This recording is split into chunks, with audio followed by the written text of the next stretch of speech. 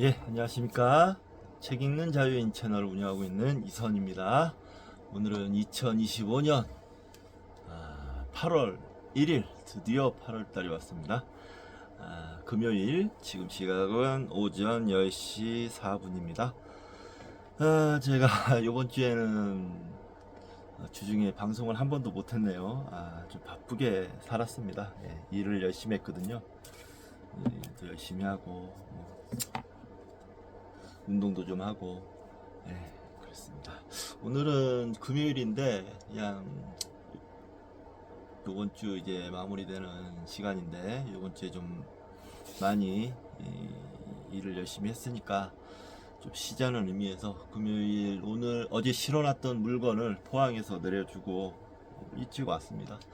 일찍 와서 사실은 스포츠센터에 좀 가서 운동을 좀 하고 싶은데 정견이 바로 왔다가 바로 가면 정견이가 섭섭해할 것 같아가지고요. 정견이를 안고 우리 미디어북을 한번 한편 하고, 이놈 새끼가 귀가 또 좀 안 좋아가지고 귀에서 냄새가 나는데 약을 좀 넣어줘야 될 것 같습니다.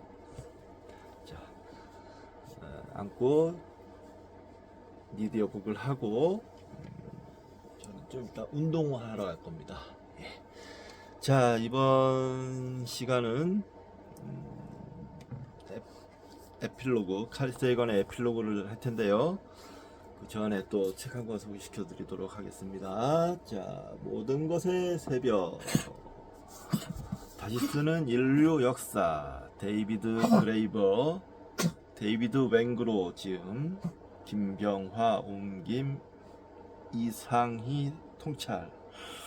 이게 좀 새 책으로 왔어요. 무려 47,000원인데 쿠폰이 3,000원이었나요? 3,000원이 있어서 쿠폰이 3,000원이 쿠폰에 넘어가서 사게 됐는데, 근데 평가가 굉장히 좋고, 다시 쓰는 인류 역사 뭐 이렇게처럼 문명 진화에 대해 우리가 알고 있던 것을 송두리째 뒤엎는 문제자, 이렇게 돼 있어요. 제 이걸 왜 이 대목을 왜 제가 주목을 하게 됐냐면, 제가 책을 좀 몇 권 읽었잖아요. 빅스토리에 대한. 전에 뭐 이제 유발 하라리의 사피엔스도 읽고 뭐 호모 데우스도 읽고 그랬었는데, 여기 유튜브 방송에서는 하지 않았지만 아무튼 그렇게 좀 여러 책을 읽고 나니까 어떤 정해져 있는 틀 같은 게 딱 생겨버렸어요. 그래서 이거의 진실이구나 라는 생각이 들었는데, 근데 이게 너무 나이브하다는 생각이 들었어요. 이렇게 간단하진 않을 텐데, 제가 이거에 그냥 딱 고정된 시각을 갖고 있다면 한계가 분명해질 것 같다는 생각이 들더라고요. 그래서 좀 다른 시각으로 좀 더 깊이 있는 연구가 된 어떤 책을 보고 싶다라고 생각을 했었는데, 이 책이 딱 마침 또 눈에 들어왔습니다. 평가도 굉장히 좋고 새 책으로 살 만큼 투자를 한 건데요. 언제 읽을지 모르겠습니다. 지금 진도 나가는 걸로 봐서는 제 살아생전에 읽게 될지 어쩔지 모르겠네요. 예. 자, 이번 시간 빨리 진도 나가겠습니다. 에필로그 15장, 낙태에 관한 찬반 논쟁.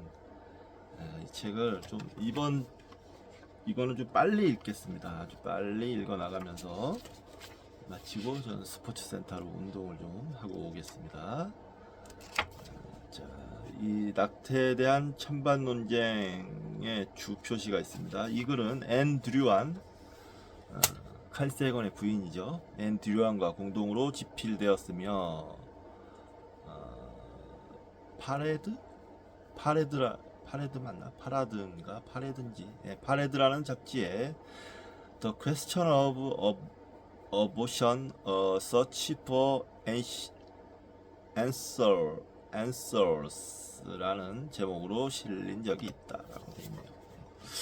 자, 인간은 양극단에 서서 생각하기를 좋아한다. 뭐 아니면 도방식의 아이고 알았다. 도방식으로 자신의 신념을 고집한다. 마치 그 중간에는 어떤 가능성도 없다는 식이다. 극단적인 사고방식이 현실적으로 불가능하다는 것을 어쩔 수 없이 인정할 때도 자신의 생각은 이론상 옳으며 현실적인 문제에 적용되려면 구체적인 상황과 타협할 수밖에 없다고 주장한다.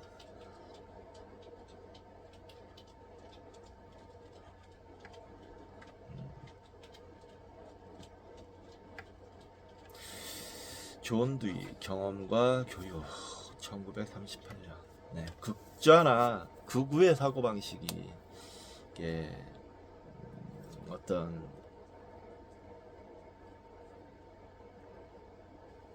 구조의 바탕이 되는 이야기네요. 예, 극좌나 구구라는 생각을 하게 되면 마치 자기가 무슨 특별하게 느껴지는 거죠. 예. 남들과 달라, 뛰어나, 스스로 취해서 아주 멍청한 짓입니다. 그러다 큰 코 다칩니다. 잘못하면 진짜 크게 다쳐요. 조심하시기 바랍니다. 잠깐 차 좀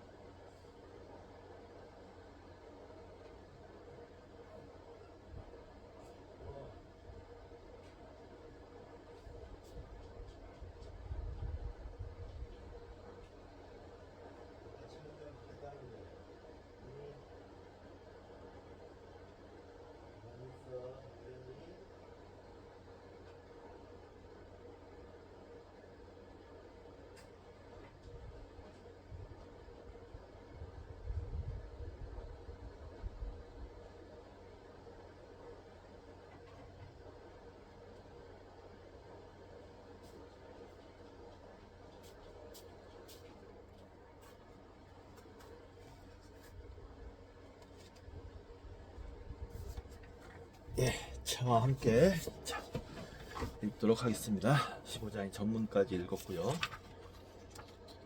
빨리 읽도록 하겠습니다. 그 사건은 여러 해 전 종결되었다. 법원은 중도를 선택했다. 공식적인 싸움은 끝났다고 생각할 수도 있다. 그러나 대중집회, 공격과 협박, 낙태 전문병원 종사자들의 살인행위, 체포, 강력한 로비활동, 법정 드라마, 의회 청문회, 대법원 판결 등의 문구가 지금도 신문지상을 오르내린다. 주요 정당들은 빼놓지 않고 이 문제에 대한 입장을 표명한다. 성직자들은 정치인들이 지옥에 떨어질 것이라고 위협한다. 양쪽은 상대방을 위선자와 살인자로 몰아붙인다. 그들은 헌법의 취지와 신의 의지를 동시에 들먹인다. 허술한 주장들이 확신이라는 포장지에 쌓여 유포된다. 논쟁에 참가한 파벌들은 각자의 입장을 보강하기 위해 과학의 도움을 요청한다. 가족 내에서도 의견이 엇갈리고 남편과 아내는 토론의 종교를 선언하고 오랜 친구들은 말문을 닫는다. 정치인들은 이른바 양심의 명령을 하나쯤 소유하기 위해 가장 최근에 실시한 여론조사를 뒤적인다. 이 모든 아우성의 한가운데서는 적의 소리가 거의 들리지 않는다.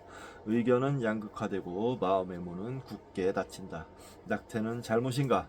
무조건 잘못인가? 경우에 따라 그런가? 아니면 절대로 잘못이 아닌가? 그것은 어떻게 결정하는가? 앤 드류안과 내가 이 글을 쓴 목적은 어떤 견해들이 서로 대립을 하는지를 더 잘 이해하고 우리 두 사람 모두가 만족할 만한 하나의 입장을 발견할 수 있는지를 확인하려는 것이었다. 그러면서 앤 드류안 하면서 주 표시가 있는데요. 프로라이프와 프로초이스는 아니군요. 네, 넘어가겠습니다. 자, 우리는 서로가 일관성 있는 주장을 전개하는지 평가해야 했고 시험적 사례들을 제시해야 했다. 그 중에는 완전히 가설적인 사례도 있다. 만약 우리가 지나친 논리를 전개하더라도 독자 여러분은 인내심을 가져줄 것을 당부하고 싶다. 우리는 다양한 견해들을 극단적인 상황까지 몰고 가서 각각의 입장에 어떤 단점이 있는지, 어떤 면에서 오류를 범하는지를 확인하려 했던 것이다. 깊이 생각해보면 이 문제는 완전히 일면적인 것이 아님을 누구나 이해할 수 있다. 서로 다른 견해를 주장하는 많은 열성문자들이 반대편 주장의 이면에 놓인 것을 발견할 때 어느 정도 동요와 불편함을 느낀다. 이 때문에 사람들은 그러한 대립을 피하기도 한다. 사실 이 문제는 다음과 같은 근본적인 문제들과 무관하지 않다. 즉 우리는 서로에 대해 어떤 책임을 져야 하는가? 우리는 가장 개인적이고 사사로운 삶에 국가의 개입을 허용해야 하는가? 자유의 한계는 어디까지인가? 인간답다는 것은 무슨 뜻인가? 낙태에 관해 실제로 존재하는 견해는 매우 다양하지만 낙태의 찬성론, 가로 열고 프로초이스과 낙태 반대론, 가로 열고 프로라이프라는 두 가지 견해밖에 없다는 주장이 광범위하게 유포되어 있다는 실정이다.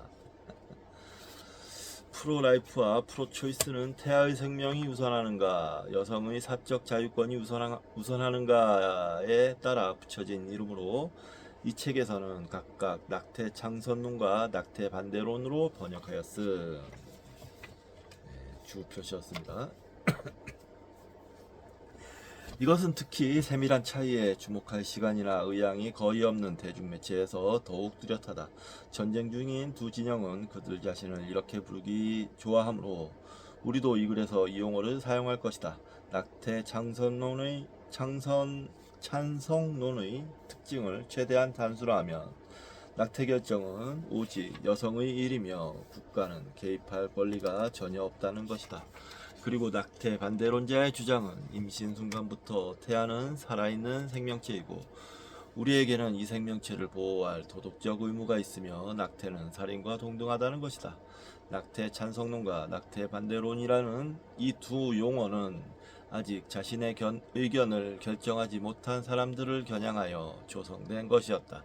사실 어느 누구도 선택의 자유를 부정하거나 생명의 존엄성을 무시하는 사람이 되기는 싫을 것이다. 자유와 생명은 우리가 가장 존중하는 가치들로 두 진영은 바로 이 근본적인 문제로 충돌하는 것처럼 보인다.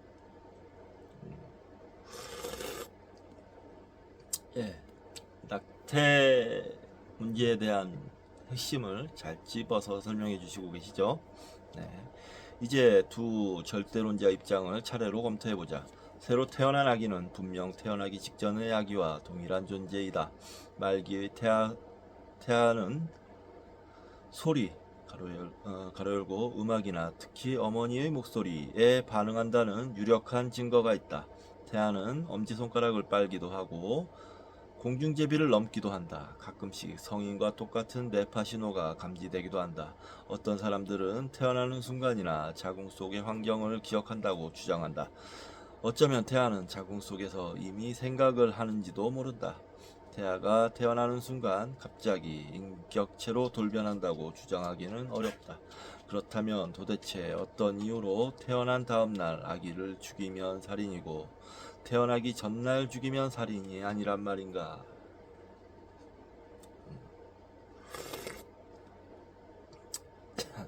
참 어려운 문제네요.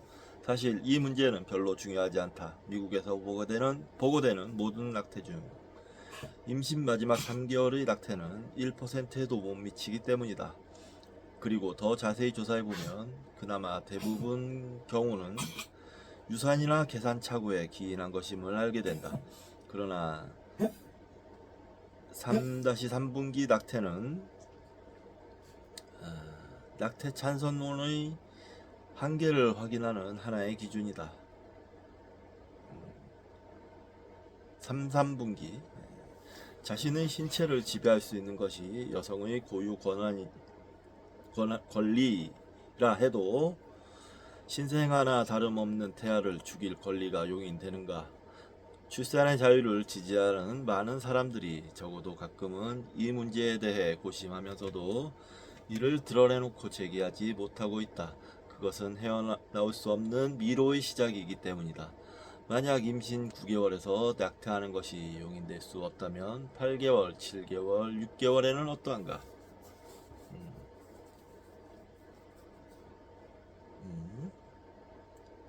임신의 어느 한 시점에 국가가 개입할 수 있다고 인정한다면 그것은 국가가 어느 때라도 개입할 수 있다는 말이 되지 않겠는가?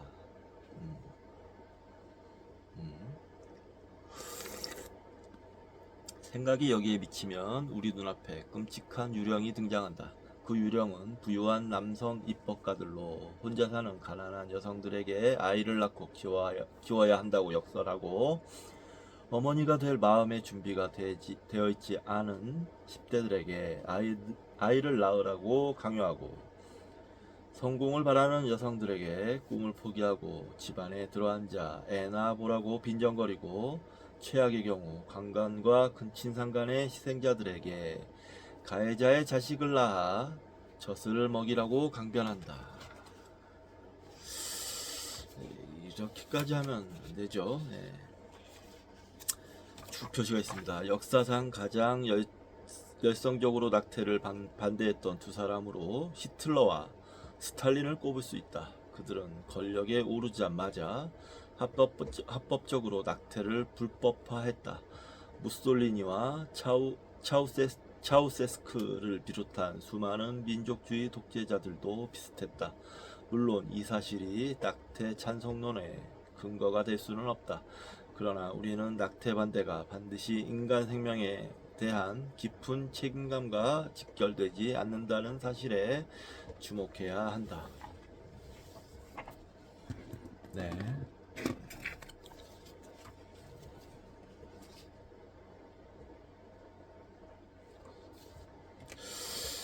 이 부분은 체크를 좀 하는 게 좋겠네요.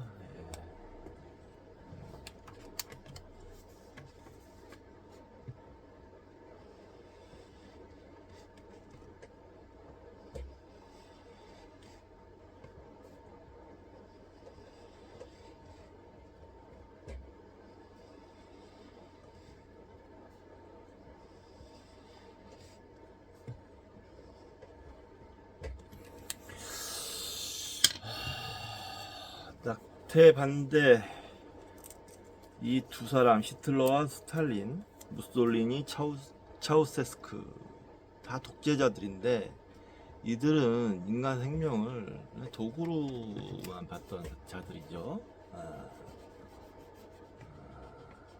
인간 생명에 대한 깊은 이해 같은 건 없고 단지 도구로 숫자로만 생각했던 인물들로 보입니다. 자, 논의를 좀 더 봅시다. 자, 어떻게 근데 강간이나 근친상간 희생자들의 가해자들에게 자식을 낳으라고 할 수 있습니까? 낙태를 불법화해야 한다는 주장은 그 진정한 의도가 여성들의 독립과 성적 관심을 통제하려는 것이 아닌가 하는 의구심을 낳는다. 그렇게 의심할 만하네요. 예, 입법가들이 무슨 권리로 여성들에게 아이를 이렇게 하라 저렇게 하라고 명령할 수 있는가? 출산의 자유를 박탈하는 것은 인격적인 모독이다. 여성들은 이래라 저래라 하는 강요에 지칠 대로 지쳤다. 제가 요즘에 좀 약간 이런 마음이 커요. 일하다 보면 또 생활하다 보면 가짜는 사람들이 이래라 저래라 하는데 이런 걸 다 참고 넘겨가면서 살아가는 게 고되구나. 짜증나는구나 라고 생각 많이 합니다. 네. 그러나 우리 모두는 만장일치로 살인에 대한 금지와 처벌이 있어야 한다고 생각한다. 만약 살인자가 그 살인행위는 희생자와 자신의 사적인 문제이므로 정부가 개입할 일이 아니라고 항변한다면 그것은 얄팍한 변명에 불과하다. 이거는 야만의 사회죠. 네. 만약 태아를 죽이는 것이 사실상 한 인간을 죽이는 것이라면 그것을 막는 것은 국가의 의무가 아니겠는가? 그렇죠. 사실 강자로부터 약자를 보호하는 것이 국가의 주요 기능 가운데 하나이다. 만약 임신의 특정 기간에 행해지는 낙태에 반대하지 않는다면 특정 범주의 인간을 보호하고 존경할 가치가 없는 존재로 비하해버릴 위험은 없을까? 그리고 그러한 비하 행위는 성차별, 인종차별, 민족주의, 종교적 광신의 대표적인 특징이 아닌가? 따라서 그러한 불의에 맞서 싸우는 사람이라면 또 다른 비하 행위를 수용하지 않기 위해 조심해야 하지 않을까? 특정 범주의 인간을 존경하고 보호할 가치가 없는 존재로 비하.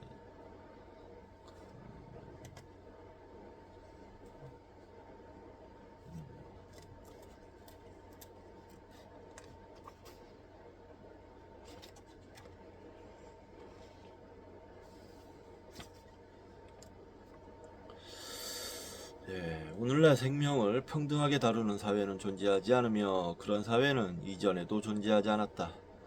그리고 인도의 자이나교 사회는 아주 드문 예외였다. 그러면서 주 표시가 있는데요. 자이나교에서는 불살생의 원칙을 철저히 지켰다고 한다. 이거는 뭐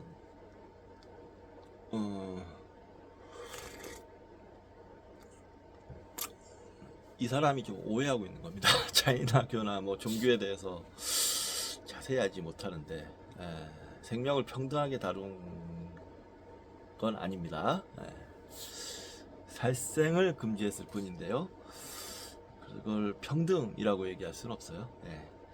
우리는 가축을 길러 도살하고 숲을 파괴하고 강과 호수를 오염시켜 물고기를 죽이고 스포츠로 사슴과 엘크를 죽이고 모피 때문에 표범을 죽이고 고래를 죽여 비료로 쓰고 거대한 참치 그물로 돌고래에게 고통을 주고 바다 표범 새끼를 곤봉으로 때려잡고 하루에 한 종씩 멸종시킨다.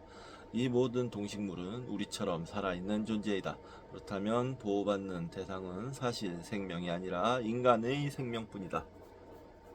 사실 그렇게 보호를 해도 도시에서는 사망사고가 다반사로 발생하여 우리는 생각하기에도 아찔한 사망자 수의 통계치를 놓고 습관적으로 무의미한 전쟁을 벌인다.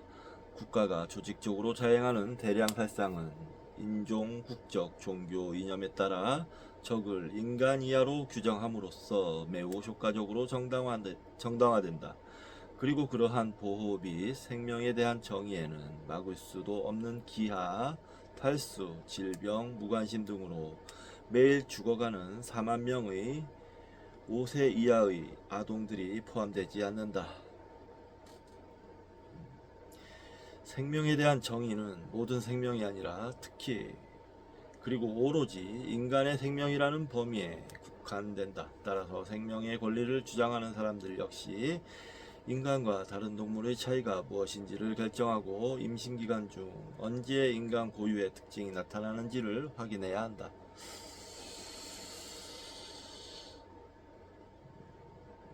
좀 마음에 안 드네요. 너무 인간 중심주의적인 생각이에요. 예, 너무 인간 중심주의적인 생각입니다. 좀 끔찍하네요. 네.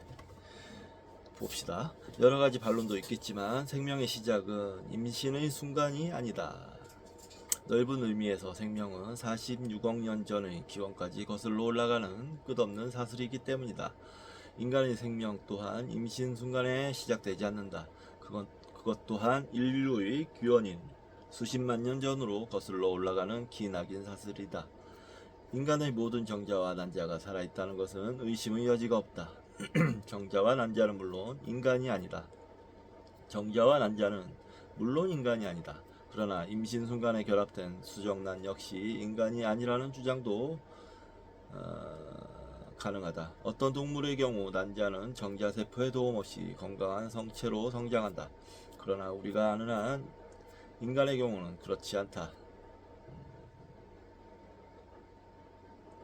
하나의 정자와 하나의 미수정 난자가 결합하면 한 명의 인간을 위한 유전적 설계도가 완성된다.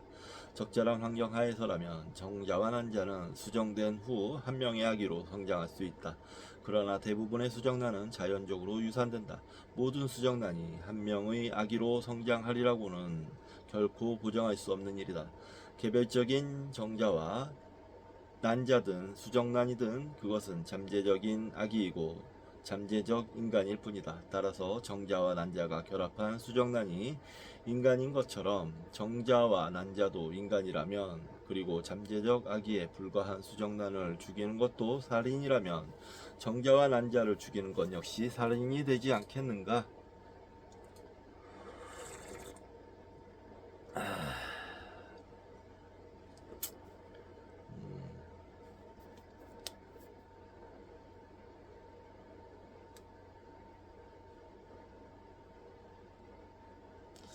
전 이 대목에서 중론이 생각납니다. 중론. 생주이멸 관삼상품에서 생도 없고 주도 없고 변함도 없고 멸함도 없다. 그냥 그건 우리의 분별의식 때문에 생긴 착각일 뿐이다 라고 얘기하는데, 이렇게 분별을 계속하면 도대체 몇 번의 죽음, 그 분별만큼의 죽음이 생기는 거죠. 정자, 난자, 수정체, 1개월, 2개월, 3개월, 4개월, 5개월, 10개월 해가지고 그런 근본적인 한계 같은 게 좀 저는 느껴져요. 더 보겠습니다. 보통 남성이 한 번 사정할 때마다 꼬리를 흔들어 시속 5인치의 최고 속도로 전진하는 수억 개의 정자세포가 새로 생성된다. 건강한 젊은 남성은 일주일 혹은 2주일 동안 세계 인구의 2배에 달하는 정충을 생산할 수 있다. 그렇다면 자위는 대량 학살인가? 몽정이나 정상적인 섹스는 매달 수정되지 않는 난자가 몸 밖으로 배출되는 것은 누군가 죽었기 때문인가? 우리는 이 모든 자연적 유산 앞에서 애도해야 하는가? 실험실에서는 수많은 하등 동물들이 하나의 체세포로부터 배양된다. 인간의 세포도 복제될 수 있다.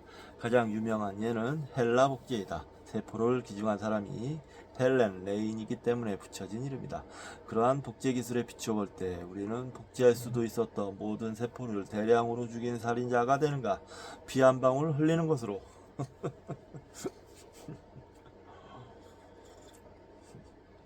모든 인간의 정자와 난자는 잠재적 인간의 유전적 절반에 해당된다. 이 잠재성 때문에 막대한 노력을 기울여 모든 정자와 난자를 구해야 하는가? 구하지 못하면 비도덕적인 범죄인가? 물론 생명을 빼앗는 일과 구하지 못하는 일은 차이가 있다. 그리고 정자세포의 생존 가능성과 수정란의 생존 가능성에도 큰 차이가 있다. 그러나 정액을 보호하기 위해 특수부대를 동원하는 것이 어처구니 없는 일인 만큼 수정란으로부터 아기가 태어날 잠재성을 근거로 하여 수정란의 파괴를 살인이라고 주장하는 것도 어불성설일 것이다. 자, 그러니까요. 생명은 참 규정하기 힘든 대상인데다가 만약에 생명이라고 규정이 된다면 그 모든 생명에 생명에 우리가 숭고히 여기는 생명이라는 가치를 다 부여할 수 있는가? 부여해야 하는가? 라는 문제도 생기는 거죠. 모든 인간이 정자와 난자는 잠재적 인간에 했죠.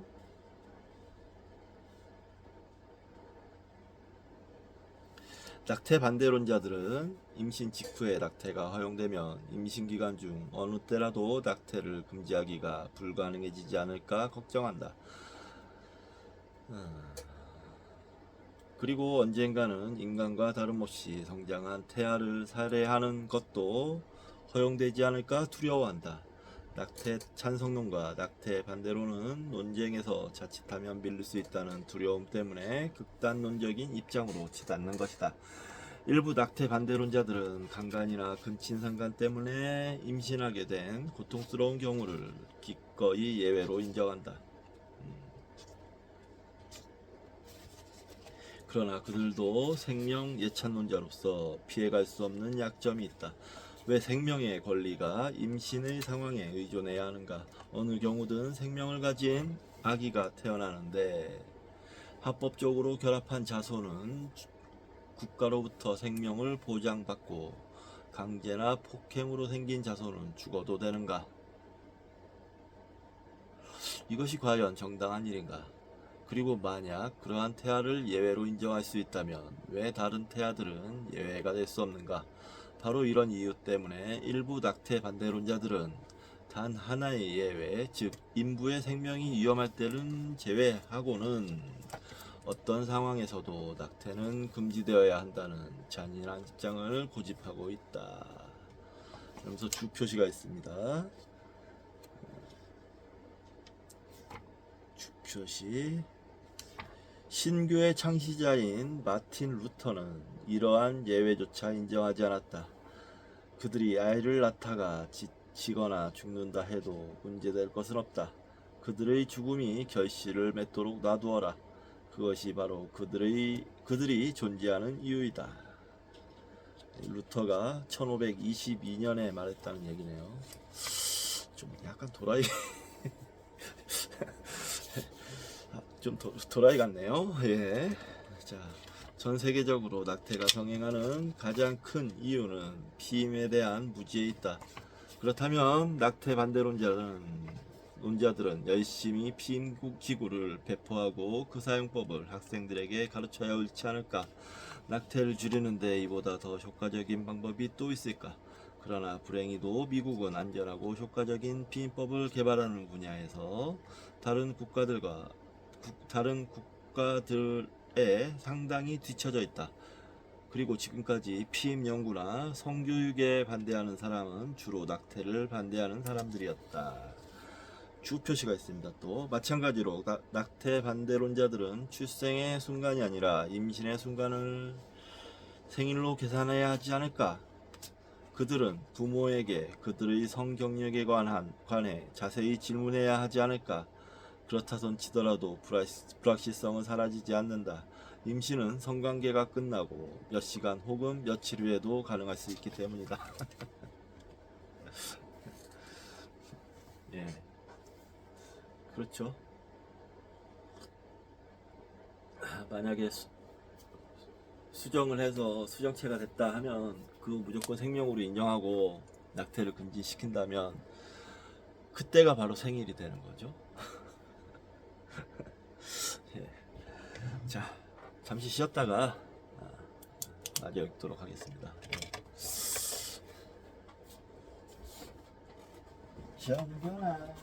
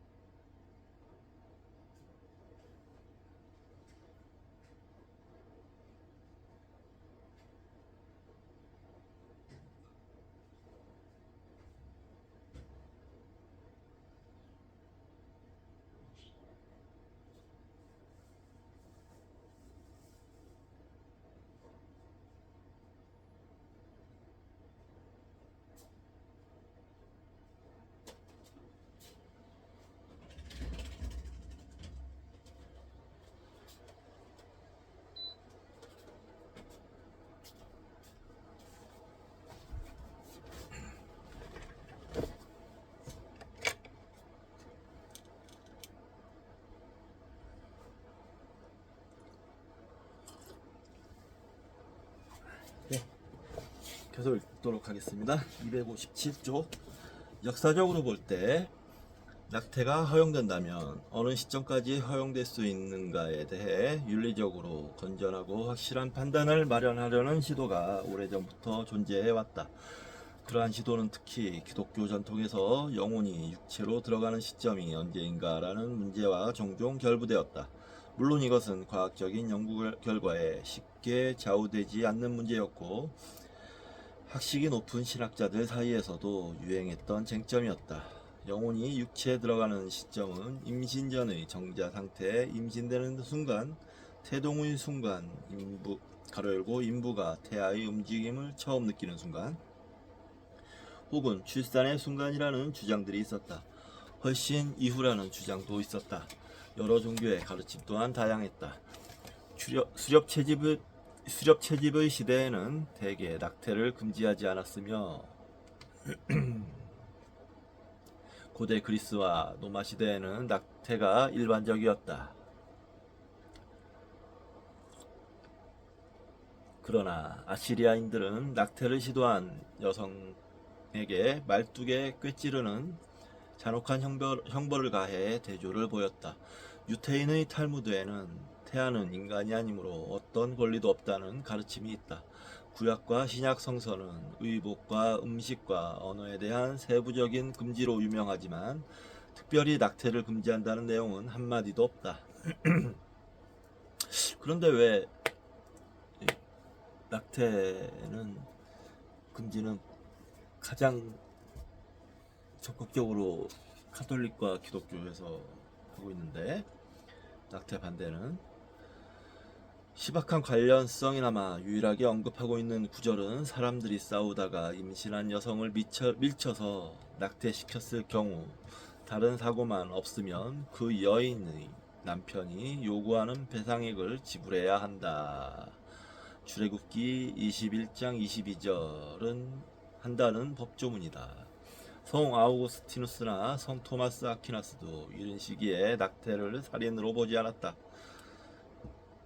성 토마스 아퀴나스의 근거는 배아가 인간의 모습이 아니라는 것이었다. 주 표시가 있습니다. 보통 임신 8주까지의 태아, 이 책에서는 8주 이후의 태아인 페터스와 구별하기 위해 배아라는 단어로 번역했다. 8주. 교회는 1312년 비엔나 종교회의에서 이 관점을 채택한 이래 지금까지 한 번도 이를 거부하지 않고 있다.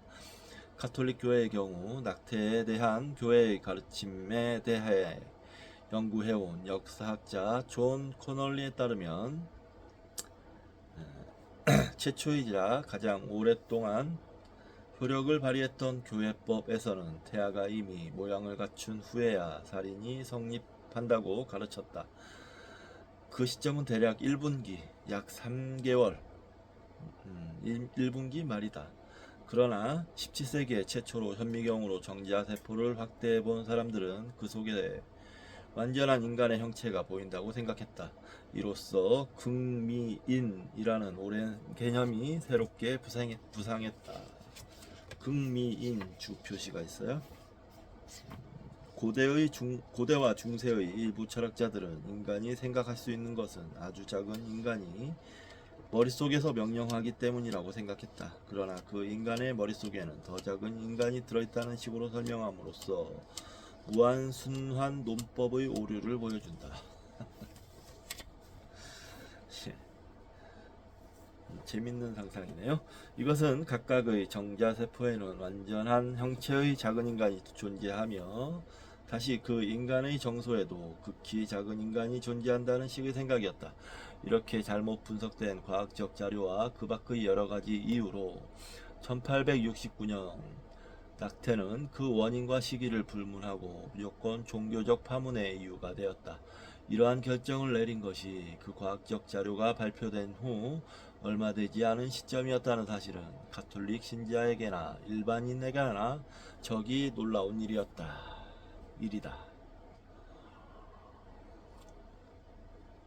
식민지 시대에서 19세기까지 미국은 여성의 태동을 기준으로 선택했다. 1분기 낙태, 심지어 2분기 낙태도 고작해야 경범죄에 불과했다. 확실한 판결의 기준을 찾는 사람도 드물었고 실제로 그런 기준을 찾기도 거의 불가능했다. 그것은 전적으로 당사자가 태동을 느꼈는가에 달려 있었고 판결을 내리는 사람들도 자신에게 주어진 선택권을 행사했다는 이유로 여성을 처벌하려 하지 않았기 때문이다. 내가 알기로 1800년 미국 법전에는 낙태에 관한 내용이 단 한 줄도 없었다. 당시의 거의 모든 신문과 출판물에는 낙태약의 광고가 버젓이 실리곤 했다. 심지어는 다수의 교회 간행물에도 가로 열고 물론 충분히 이해할 수 있는 수준에서 적당히 완곡한 표현을 사용했지만 낙태약 광고가 실렸다. 그러나 이미 1900년 무렵 미합중국의 모든 주에서는 인부의 생명이 위급할 때는 제외하고는 어떤 경우에도 낙태를 금하는 법이 시행되었다. 어떻게 그렇게 갑작스러운 변화가 일어났을까? 종교는 거의 관련이 없었다. 근본적인 경제 사회적 변화 속에서 미국은 농업사회에서 도시 공업사회로 전환하는 중이었고 이와 더불어 출생률이 가장 높은 나라에서 가장 낮은 나라로 변하고 있었다. 여기에는 분명히 낙태가 한 요인으로 작용했으므로 미국의 여러 사회 세력들은 이에 자극을 받았다. 가장 중요한 세력 가운데 하나는 전문 의료인들이었다. 19세기 중반까지 의료는 공인되지 않은 직업이었고 이를 감독하는 체계도 없었다. 누구라도 간판을 내걸고 의사를 자칭할 수 있었다. 대학 교육을 받은 의료 엘리트 계층이 새롭게 대두되었을 때 이들은 무엇보다도 자신의 신분과 영향력을 확대하고자 했고 이에 따라 미국 의학협회를 결성했다. 처음 10년간 협회는 무자격 의사가 시술하는 낙태 수술에 반대하는 로비 활동을 집중적으로 전개했다. 새로운 발생학적 지식에 따르면 태아는 태동하기 오래전부터 인간과 흡사하다는 것이 그들의 설명이었다. 그들의 주장에 따르면 낙태는 여성의 건강 때문이 아니라 낙태아의 행복을 위해 금지되어야 한다는 것이었다. 낙태가 도덕적으로 정당화될 수 있는 시점은 의사만이 알 수 있었다. 그 문제는 의사들만이 이해할 수 있는 과학적, 의학적 사실에 기초하기 때문이었다. 동시에 여성은 의과대학의 입학이 사실상 불가능했으므로 그렇게 난해한 지식을 접할 길이 없었다. 인부가 위험한 상태인가를 결정하는 것도 의사들의 일이었고 무엇이 위험하고 무엇이 위험하지 않은지를 결정하는 것도 전적으로 그들의 재량이었다. 부유한 여성의 경우라면 마음의 평화와 안정된 생활을 위협하는 것이 곧 인부의 위험이었으므로 낙태 수술은 어려운 일이 아니었을 것이다. 반면 가난한 여성들은 종종 뒷골목의 음습한 시술소나 민간요법에 의존해야 했다. 이 법은 1960년대에 변화를 맞이했다.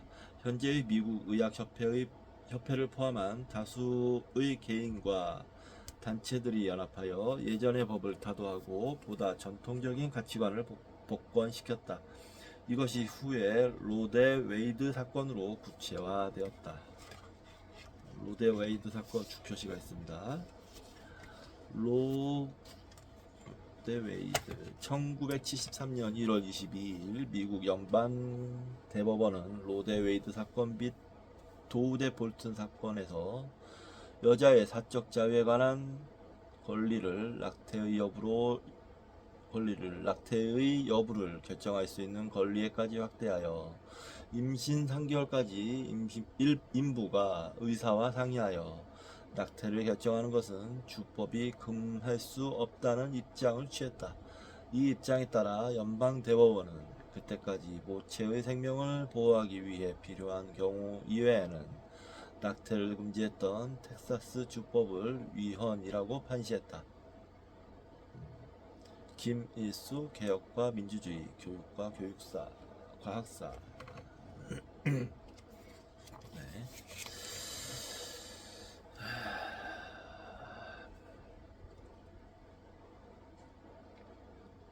만약 고의적으로 사람을 죽이면 그것은 살인이다.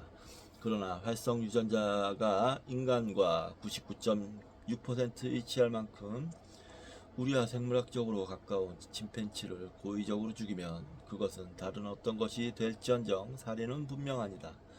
현재로서 살인은 오직 인간을 죽인 경우에만 적용된다. 그러므로 과연 인간적 특성 혹은 사람에 따라서는 영혼이 언제 발생하는지의 문제가 낙태 논쟁의 핵심이 될 것이다. 태아는 언제 인간이 되는가? 인간적 특성이 뚜렷하게 출현하는 때는 언제인가? 정확한 시점을 지정한다면 개인적 차이가 무시될 것이다. 그러므로 선을 그어야 한다면 보수적으로, 즉 충분히 여유를 두어 최대한 이른 시점을 한계로 잡아야 한다. 어떤 사람들은 수치상으로 시기적 한계를 설정하는데 반대하는데 우리도 그들이 염려하는 바를 충분히 이해해야 한다. 그러나 이 문제를 법적으로 다루어야 한다면, 그리고 극단적인 두 입장이 화해할 필요가 있다면 최소한 대략적으로 인성 전환의 시점을 지정해야 한다. 모든 인간은 하나의 점에서 시작한다. 수정란은 이 문장의 맨 끝에 찍힌 마치표만한 크기이다. 네. 정자와 난자의 운명적인 만남은 일반적으로 두 개의 나팔관 중 어느 한쪽에서 이루어진다. 하나의 세포가 둘이 넷이 되고 넷이 여덟이 된다. 즉 2를 기수로 한 기수적 증가이다.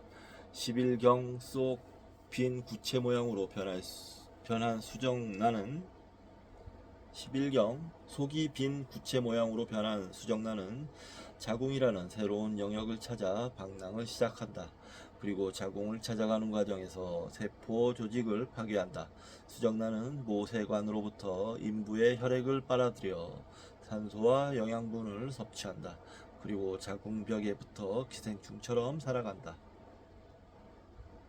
인간을 죽이는 행위가 살인이라면 태아는 언제 인간적 성질을 획득하는 것일까? 태아의 얼굴에 인간의 특징이 뚜렷해지는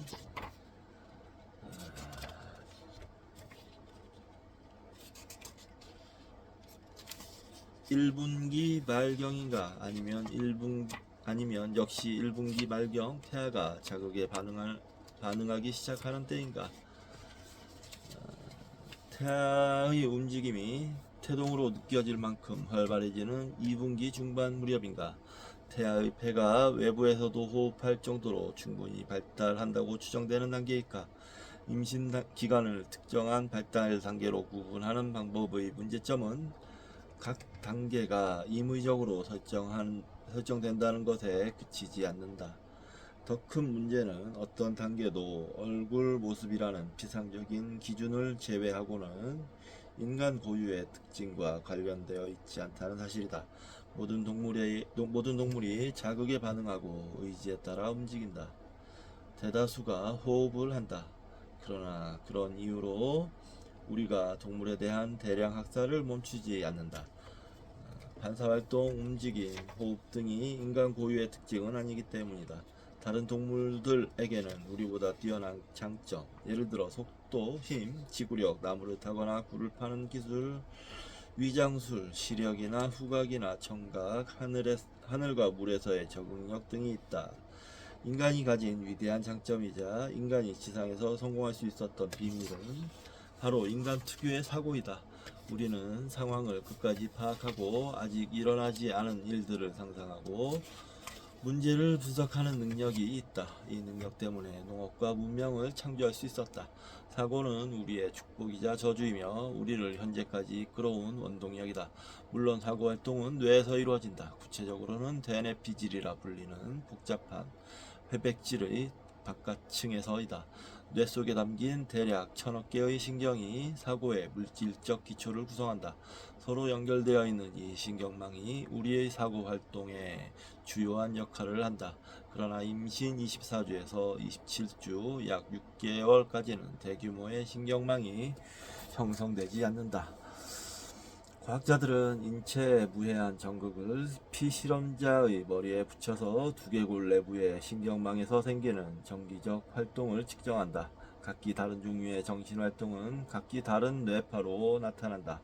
그러나 임신 30주까지, 즉 3분기가 시작되는 시기에 태아들에서는 성인 두뇌에 고유한 규칙적인 뇌파 유형이 보이지 않는다. 이보다 어린 태아들은 아무리 건강하고 활발한 아기라 해도 필수적인 두뇌 구조가 결여되어 있다. 아직은 생각을 할 수 없는 것이다. 어떤 살아있는 생명을 죽인다고 할 때 이를 묵인하는 것은 특히 그 생명이 후에 아기로 성장할 수 있는 것이라면 매우 곤란하고 고통스러운 일이다. 그러나 우리는 항상과 결코의 양극단을 거부했고 그 결과 좋든 싫든 미궁에 빠질 수 있었다. 따라서 만약 기준이 되는 발달 단계를 선택해야 한다면 인간 고유의 사고 활동이 조금이라도 시작되는 시기로 그 한계를 그을 수 있다. 사실 이것은 매우 신중한 설정이다. 태아에게서는 규칙적인 뇌파가 거의 발견되지 않기 때문이다. 이에 대해서는 보다 정교한 연구가 필요할 것이다. 가로 열고 비비와 양의 태아에서도 뇌파라고 규정할 수 있는 신호는 임신 후기에서야 감지된다. 천재로 성장할 만큼 일찍 성숙한 태아의 두뇌 발달을 감안하면 그 기준을 보다 엄격히 설정한다면 우리는 그 선을 6개월로 그을 수 있다. 실제로 1973년 미국 연방대법원은 완전히 다른 이유에서였지만 6개월을 한계로 규정한 바 있다. 그해 로이드 대 웨이드 사건의 판결을 계기로 낙태에 관한 법이 개정되었다. 현재 낙태는 임신 1분기 내에 여성이 원하면 아무런 규제 없이 허용된다.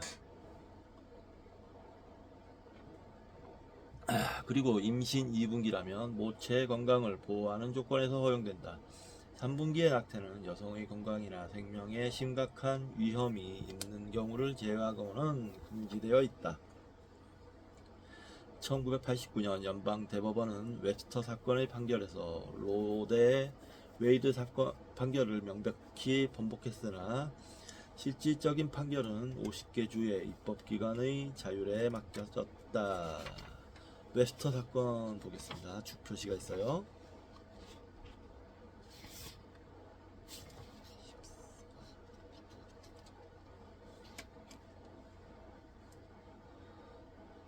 (1989년 7월 3일) 미국 연방대법원은 이 사건의 판결에서 1986년 미주리주가 새로운 낙태법을 제정하면서 태아의 생명은 임신 초기로부터 시작된다는 내용의 법문을 삽입하고 주정부로부터 재정 지원을 받은 의사나 병원은 낙태 수술을 할 수 없다고 규정한 것은 합법이라고 함으로써 낙태에 관한 헌법상의 권리를 인정했던 1973년 판결을 번복했다.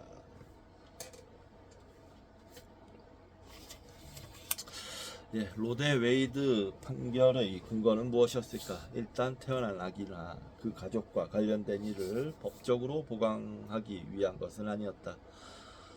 법원의 결정은 헌법에 보장된 사적 자유에 근거하여 여성에게 출산의 자유를 보장하기 위한 것이었다. 그러나 이 권리가 무제한적으로 보장되는 것은 아니다. 여성의 사적 자유와 태아의 생명권을 비교 평가해야 한다. 당시 법원은 이 두 가지를 평가하여 임신 1분기에는 사적 자유의 우선권을, 3분기에는 생명권의 우선권을 부여했다. 그러나 이 판결에서 언급한 시기의 결정은 우리가 이 장에서 지금까지 논의해온 내용과는 무관한 것이었다. 즉 영혼과 육체의 결합하는 시기라든지 낙태가 살인이 될 정도로 태아가 충분한 인성을 획득하는 시기 등을 기준으로 결정된 것이 아니었다. 재판에서 채택된 기준은 태아가 인부의 몸 밖에서 생존할 수 있는가 였다. 생육력이라 불리는 이 능력은 우선 태아가 호흡할 수 있는가가 첫째 조건이다. 폐가 발달하지 않은 태아는 호흡할 수 없다. 임신 6개월이 시작되는 24주까지는 어떤 인공 허파를 이식한다 해도 소용없다. 로데 웨이드 판결을 통해 3분기 낙태가 금지된 것은 바로 이러한 근거에서였다. 판결문에 따르면 특정 단계에 들어선 태아가 자궁 밖에서도 생존할 수 있다면 태아의 생명권은 여성의 사적 자유에 우선한다. 그러나 생육력이란 무슨 의미인가? 출산을 마친 신생아도 보살핌과 사랑이 없으면 생존할 수 없다. 인큐베이터가 없었던 불과 몇십 년 전만 해도 7개월 된 신생아는 생존할 수 없었다. 그렇다면 당시에 임신 7개월의 낙태 수술은 허용되어야 했을까? 인큐베이터가 발명된 후부터 임신 7개월의 낙태는 갑자기 비도덕적인 범죄가 되었을까? 미래에 만약 새로운 기술이 개발되어 6개월 이전의 태아가 인공자궁 속에서 인부의 태반에서 태아의 혈관으로 공급되는 것과 똑같이 산소와 영양분을 공급받을 수 있다면, 물론 이 정도의 기술은 가까운 미래에 개발될 가능성이 없고, 개발된다 해도 많은 사람들이 이용할 수 없을 것이다.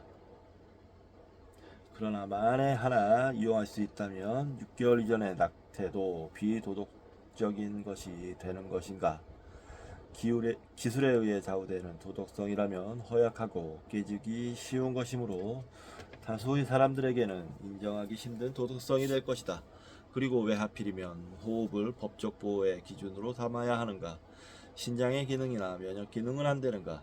만약 태아에게서 감정과 사고 활동이 감지되고 호흡이 감지되지 않는다면 태아를 죽이는 것은 정당한가?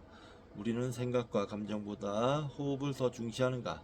따라서 낙태의 허용 시기를 결정할 때 생육력을 근거로 한다면 일관성 없는 결정이 될 것이다. 여기에는 어떤 다른 기준이 필요하다. 이에 우리는 인간의 사고 활동이 처음 시작되는 시기를 그 기준으로 제시하고자 한다. 평균적으로 태아의 사고 활동은 폐의 발달보다 훨씬 나중에 시작되기 때문에 우리는 로데 웨이드 판결이 복잡하고 어려운 이 문제를 대처하는데 충분히 신중한 기준이 된다고 생각한다. 모체 생명이 위독한 경우를 제외하고 3분기에 낙태를 금지하는 방법이라면 자유와 생명이 대립하는 현재의 논쟁에 공정한 절충안이 될 것이다.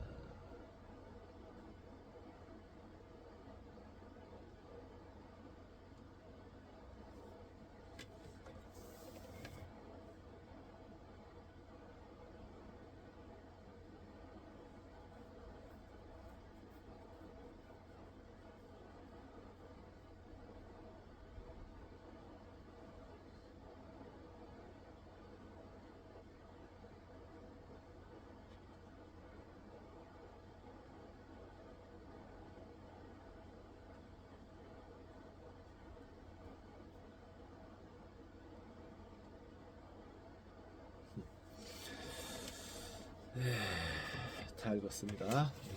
그리고 뭐 중간에 학문적인 영역이 있는데요. 인간 태아의 발달 해가지고 수정 직후 난자의 모습. 주위에는 경쟁자들이 몰려있다. 대략 3억 마리의 다른 실격자들은 아직 도착도 하지 못했다. 그래서 임신 3주의 인간 배란체, 연피 10만한 크기이며 머리를 오른쪽으로 두고 있다.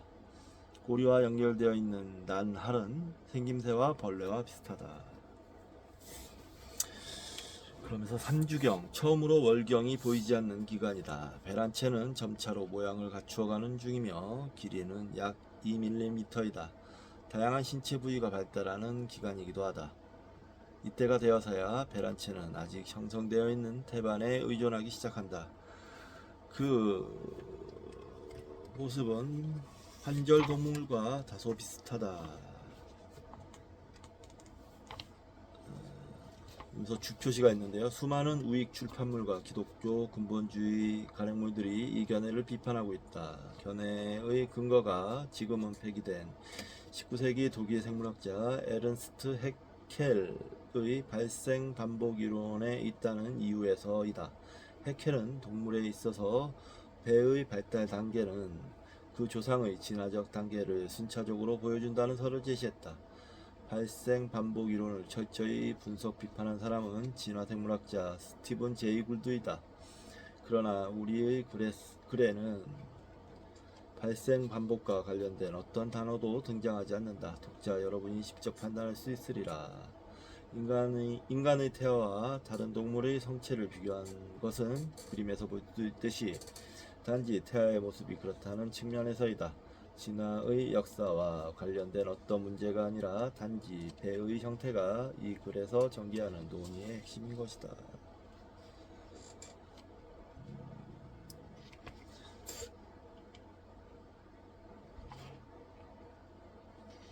자, 임신 5주가 끝나갈 무렵, 자, 일단 다시 임신 5주가 그림을 읽고 있는데요. 임신 5주가 끝나갈 무렵의 배란체, 꼬리는 다리 아체 밑에 말려 있다. 얼굴의 옆모습은 파충류 같다. 16주의 태아는 외형상 인간과 매우 흡사하다. 그러나 태동이 감지될 정도로 충분한 움직임은 없다. 자궁 밖에서도 살 수 없다. 참 어려운 문제네요. 네. 3주경 아까 읽었죠? 4주경 태아의 길이는 5mm, 약 5분의 1인치 정도가 된다. 척추동물로 알아볼 만한 형태를 갖춘다. 관 모양의 심장이 뛰기 시작하고 어류나 양서류에게서 볼 수 있는 활 모양의 아가미 같은 것이 뚜렷이 눈에 띈다. 또한 꼬리도 뚜렷이 보인다. 태아는 영원, 도룡뇽 같은 것이랍니다. 도룡뇽, 영원이나 올챙이에 가깝게 보인다. 이것이 임신 후 1개월 말의 모습이다. 5주경 크게 분리된 뇌 부분들이 구별된다. 후에 눈으로 발달할 부분이 뚜렷이 보인다. 그리고 새싹같이 보이는 부분이 생겨나는데 팔과 다리로 성장하고 있는 아체이다. 아체라는 건 발달이 덜 된 신체 기관이라는 뜻입니다. 6주경 배란체는 길이가 약 13mm, 약 2분의 1인치다. 두 눈은 아직 대부분의 동물처럼 머리 옆면에 붙어 있다. 얼굴은 파충류를 연상케 하며 입과 코가 될 자리에는 tum으로 움푹 패인 채 연결되어 있다. 7주 말경 꼬리는 거의 사라졌다. 성적 특징들이 분리된다. 그러나 아직은 다 여아처럼 보인다. 얼굴은 포유동물 같지만 다소 돼지의 얼굴과 비슷하다. 8주경 얼굴은 영장류를 닮았지만 아직 완전한 인간의 얼굴이 아니다. 인간의 신체 기관 대부분이 기본적 형태를 갖추었다. 하부 두뇌 구조가 부분적으로 잘 발달되어 있다. 태아는 섬세한 자극에 반사 행동을 보인다. 10주경 얼굴은 분명한 인간의 틀을 갖추었다. 남성과 여성의 구별이 가능해지기 시작한다. 손톱과 골격의 주요 부위는 3개월까지 뚜렷하지 않다. 4개월경 태아의 얼굴을 서로 구별할 수 있다. 태동이 느껴지는 것은 대개 5개월째이다. 허파의 새 기관지들은 6개월이 되어야 발달하기 시작하고 폐포는 훨씬 후에 발달한다. 폐호흡작용으로 가스 교환이 이루어지는 부분. 임신 초기 8주 동안의 태아 변화. 8주 동안 가장 왼쪽의 점은 결합 직후의 수정란으로서 46개의 염색체를 가지고 있다. 이 염색체는 정자와 난자가 절반씩 출자한 유전 정보가 모두 담겨있는 설계도이다. 그 이후의 그림들은 일주일씩 경과했을 때의 모습이며 마지막 그림은 8주 후의 모습이다. 각 단계의 모습은 벌레, 양서류, 파충류, 하등 포유동물을 닮았으며 8주의 그림에서는 영장류, 가로 열고 꼬리 없는 원숭이, 꼬리 있는 원숭이, 인간, 모습이 나타난다. 폐가 발달하고 인간 특유의 두뇌 활동이 시작하는 것은 여러 달 후의 일이다. 여기에서 이제 보면 마지막에 저자가께서 이 평균적으로 태아의 사고 활동은 여기서 우리는 인간의 사고 활동이 처음 시작되는 시기를 그 기준으로 제시하고자 한다 라고 했어요. 인간을 보느냐 마느냐 하는 건데, 이것도 근데 저는 제 생각에는 무책임하다고 좀 생각해요. 네, 좀 뭐랄까 어떠한 특별한 이유가 없이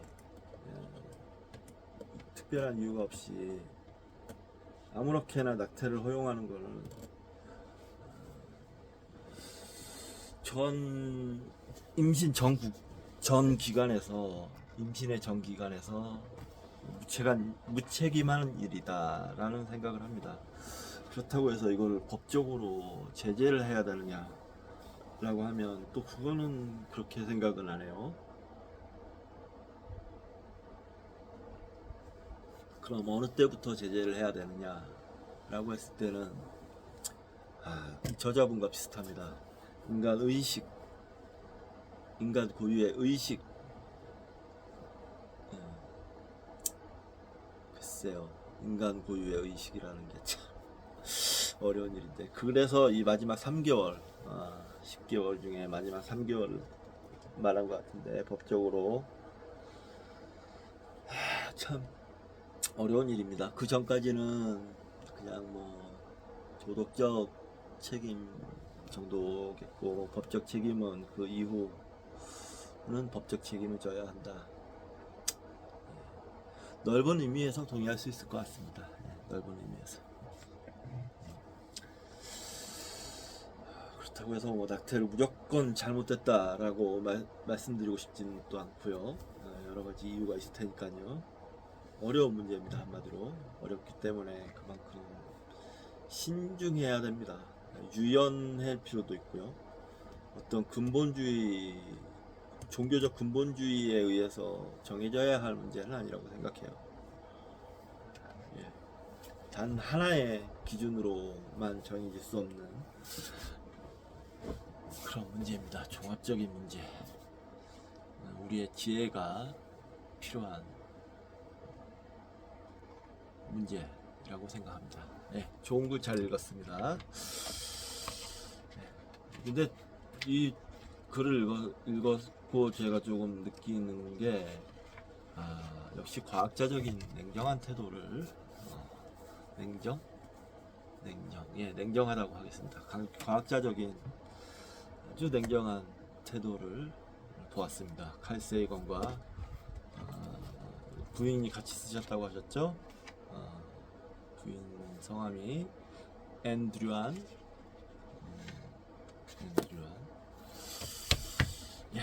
자,